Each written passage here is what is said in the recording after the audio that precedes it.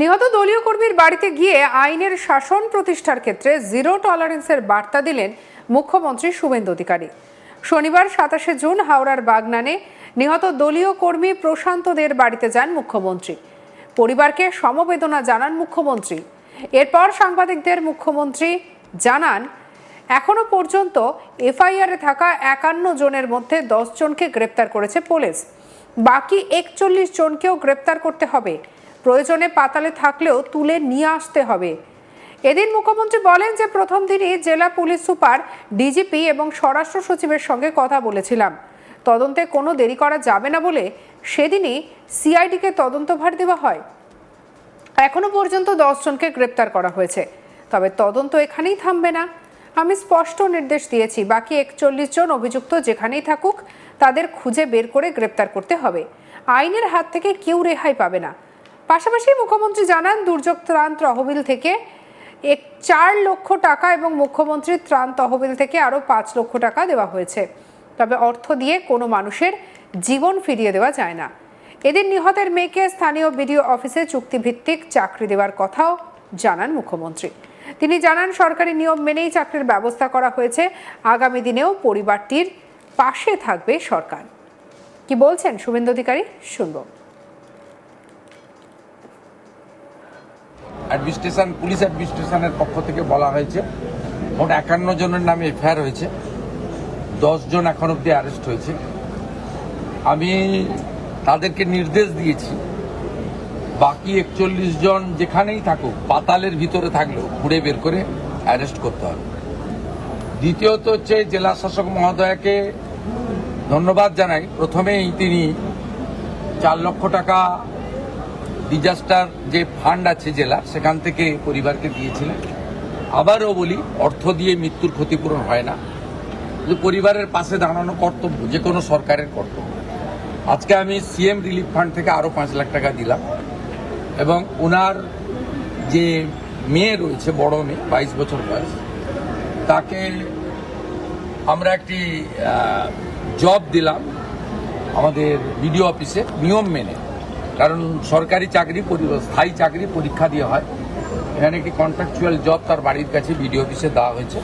নিশ্চয়ই আগামী দিনে তার ভবিষ্যৎ আমরা দেখব, আমাদের ক্ষমতার মধ্যে দেখব। এটা টেম্পোরারি তাদের পরিবারের পাশে দাঁড়ানো, যাতে পরিবারের মূল আর্নিং মেম্বার তিনি চলে যাওয়ার পরে পরিবারটি অনাথ না হয়ে যায়, এটাও আমাদের কর্তব্যের মধ্যে পড়ে।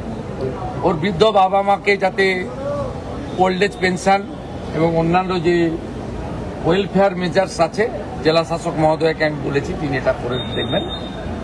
আর আমি পরিবারকে বলে এসেছি যে এফআইআর নেম অল অ্যাকিউজড, যাদের বিরুদ্ধে এভিডেন্স আছে তাদের প্রত্যেককে সিআইডি অ্যারেস্ট করবে।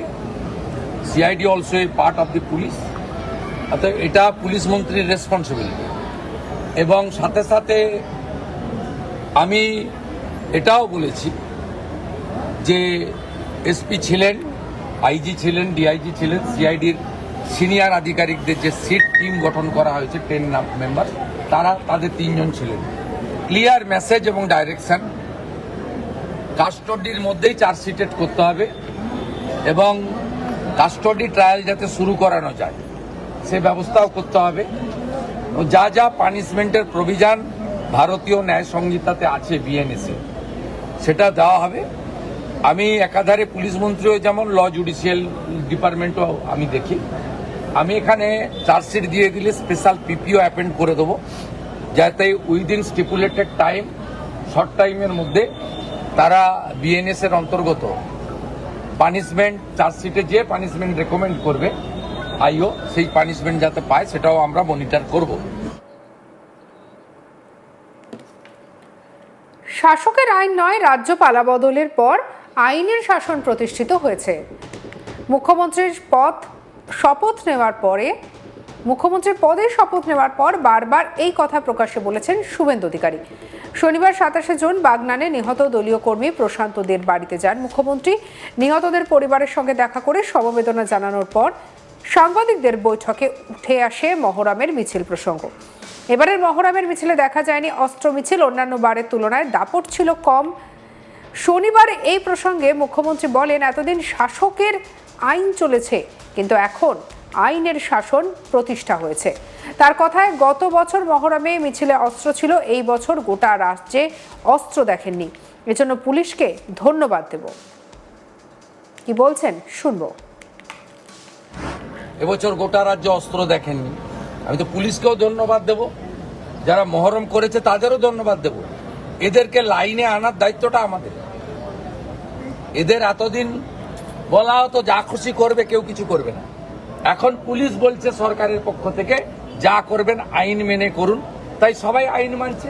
সবাই আইন মেনে নিলে আমাদের কোনো অসুবিধা নেই, সে যে ধর্মেরই হোক, যে দলেরই হোক, যে সম্প্রদায়ের। নিহত দলীয় কর্মীর বাড়িতে গিয়ে আইনের শাসন প্রতিষ্ঠার ক্ষেত্রে জিরো টলারেন্সের বার্তা দিলেন শুভেন্দু অধিকারী। শনিবার 27 জুন হাওড়ার বাগনানে নিহত দলীয় কর্মী প্রশান্তদের বাড়িতে যান মুখ্যমন্ত্রী। পরিবারকে সমবেদনা জানান মুখ্যমন্ত্রী। এরপর সাংবাদিকদের মুখোমুখি হয়ে মুখ্যমন্ত্রী কি জানান শুনব। পুলিশ অ্যাডমিনিস্ট্রেশনের পক্ষ থেকে বলা হয়েছে মোট 51 জনের নামে এফআইআর হয়েছে, 10 জন এখন অব্দি অ্যারেস্ট হয়েছে। আমি তাদেরকে নির্দেশ দিয়েছি বাকি 41 জন যেখানেই থাকুক, পাতালের ভিতরে থাকলেও খুঁড়ে বের করে অ্যারেস্ট করতে হবে। দ্বিতীয়ত হচ্ছে জেলা শাসক মহোদয়কে ধন্যবাদ জানাই। প্রথমেই তিনি 4 লক্ষ টাকা ডিজাস্টার যে ফান্ড আছে জেলা, সেখান থেকে পরিবারকে দিয়েছিলেন। আবারও বলি, অর্থ দিয়ে মৃত্যুর ক্ষতিপূরণ হয় না, কিন্তু পরিবারের পাশে দাঁড়ানো কর্তব্য, যে কোনো সরকারের কর্তব্য। আজকে আমি সিএম রিলিফ ফান্ড থেকে আরও 5 লাখ টাকা দিলাম, এবং ওনার যে মেয়ে রয়েছে, বড় মেয়ে 22 বছর বয়স, তাকে আমরা একটি জব দিলাম আমাদের বিডিও অফিসে নিয়ম মেনে, কারণ সরকারি চাকরি স্থায়ী চাকরি পরীক্ষা দিয়ে হয়। এখানে একটি কন্ট্রাকচুয়াল জব তার বাড়ির কাছে বিডিও অফিসে দেওয়া হয়েছে। নিশ্চয়ই আগামী দিনে তার ভবিষ্যৎ আমরা দেখব, আমাদের ক্ষমতার মধ্যে দেখব। এটা টেম্পোরারি তাদের পরিবারের পাশে দাঁড়ানো, যাতে পরিবারের মূল আর্নিং মেম্বার তিনি চলে যাওয়ার পরে পরিবারটি অনাথ না হয়ে যায়, এটাও আমাদের কর্তব্যের মধ্যে পড়ে। ওর বৃদ্ধ বাবা মাকে যাতে ওল্ড এজ পেনশন এবং অন্যান্য যে ওয়েলফেয়ার মেজার্স আছে, জেলা শাসক মহোদয়কে আমি বলেছি, তিনি এটা করে দেখবেন। আর আমি পরিবারকে বলে এসেছি যে এফআইআর নেম অল অ্যাকিউজড, যাদের বিরুদ্ধে এভিডেন্স আছে তাদের প্রত্যেককে সিআইডি অ্যারেস্ট করবে। CID also a part of the police, অর্থাৎ এটা পুলিশ মন্ত্রীর রেসপন্সিবিলিটি। এবং সাথে সাথে আমি এটাও বলেছি যে এসপি ছিলেন, আইজি ছিলেন, ডিআইজি ছিলেন, সিআইডির সঙ্গে রাখুন আজ তাক বাংলাকে সাবস্ক্রাইব করতে ভুলবেন না।